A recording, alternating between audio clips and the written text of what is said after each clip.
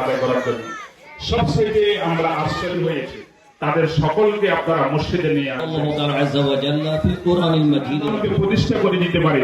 তাহলে এইভাবে মাওলানা ইসমাইল সাহেব অনুরোধ করতে কথা বলছি, মাথার উপরে উঠাও, আরেকজন আসুক।